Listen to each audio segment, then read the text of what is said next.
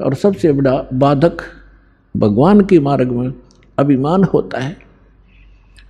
तो इसलिए इस ज्ञान शिक्षा परमात्मा ने अब मजबूरन देनी पड़ी आपको कि आपको चाहे कितने सुख दे देते यहाँ पर वाला स्थलों का आश्रम में, और आपको ज्ञान नहीं होता, आप फिर भी यहाँ से भाग जाते। अब पहले आपको ज्ञान से रंगा जाता, आपको इसलिए बुलाया जाता है कि आप रह कर यहाँ आए, और आपको यहाँ आने से बहुत लाभ होता है। आप जैसे आप सत्संग के लिए तैयारी करते हो, 4-5 दिन पहले तो अपने घर की सेटिंग करने लग जाते हो कि मैंने 2-3 दिन सत्संग में जाना है, तो वो भी आपके पुण्य शुरू हो गए। भगवान के लिए ही आपने किसी कोई भी सेटिंग की, फिर यहाँ आते हो, यहाँ तो दंडवत प्रणाम करते हो, 2 पैसे दान भी करते हो। ना तो ये पैसा कितने डॉक्टरों का लगाओ, ना कोई लेकर ना दे, वो लेकर भाग जाता, या कहीं और कोई पशु बिगड़ जा, या कोई और बिजनेस में हानि हो जाती, वो पैसा आपके पास नहीं रहना था। और इस दान करने से आपकी हानि में भी बचाव होगा, आपके पुण्य साथ बनेंगे। और ये ज्ञान यज्ञ रूपी सत्संग से आपको ओत प्रोत किया जाता है।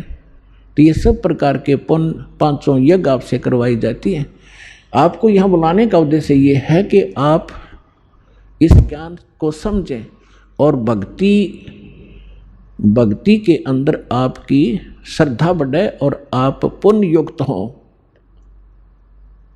आप यहाँ आते हो 3-4 दिन, जिस अभी जिसका दाव लगता है परमात्मा की दया से, तो यहाँ फिर आप सारी क्रियाएं करते हो। सुबह का नित्य नेम भी कर लेते हो, मंत्र भी करते हो, सेवा भी करवाते हो, आरती भी सुनते हो, रामायणी भी कर लेते हो, फिर प्रणाम करते हो रह कर, फिर अपने भाई बहनों से मिलते हो जिनको यहाँ सुख हुआ है। तो आपका दृढ़ता आती है आपको कि सचमुच मेरा भी काम बनेगा जब इनके साथ ऐसा सुख हुआ। इसलिए आपको बुलाया जाता है।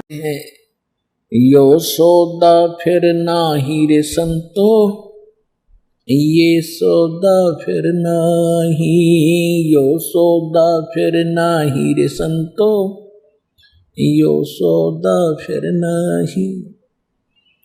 सौदा, बिजनेस, व्यापार।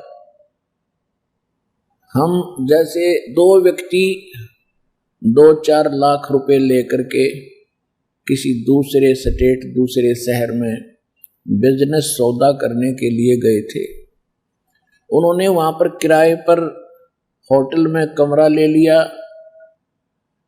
एक तो उस 4-5 लाख रुपए का सौदा खरीद रहा है, बेच रहा है, खरीद रहा है, बेच रहा है, और उसने उससे दुगने तिगने चौगने बना लिए, दाम इकट्ठे कर लिए। यानी सौदा जिस उद्देश्य के लिए गया था वो पूंजी लेकर उसकी कई गुना बढ़ा ली। और दूसरा शराब पीता है, सिनेमा देखता है, सैर सपाटे करता है। यानी जिस उद्देश्य से वो पूंजी लेकर गया था उसी से को खर्च रहा है, खा रहा है।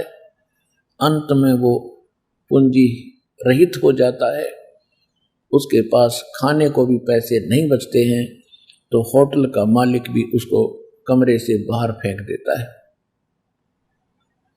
इसी प्रकार मनुष्य जीवन प्राप्त प्राणी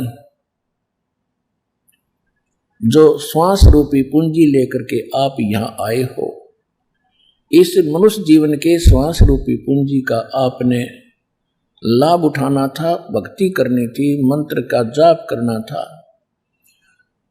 और जो ये नहीं करते वो उस लुटे पिटे व्यापारी की तरह अंत में अपना सर्वनाश, सर्व कुछ गंवाकर और वापस आते हैं कहाँ पर? अपने मूल स्थान पर, अपने घर पर। वहाँ वो निर्धन हो जाता है, फिर मजदूरी करता है, उसके बच्चे भी मजदूरी करते हैं, और जो अपना उद्देश्य पूरा करके आता है वो सेठ और साहूकार कहलाता है। इसी प्रकार परमात्मा हमें याद दिलाते हैं कि आप श्वास रूपी पूंजी लेकर आए हो, मनुष्य जीवन आपको प्राप्त हुआ है। जो इसका ठीक से लाभ नहीं उठा रहे हैं तो वो उस हारे हुए व्यापारी की तरह अपना जीवन नाश करके जाएंगे।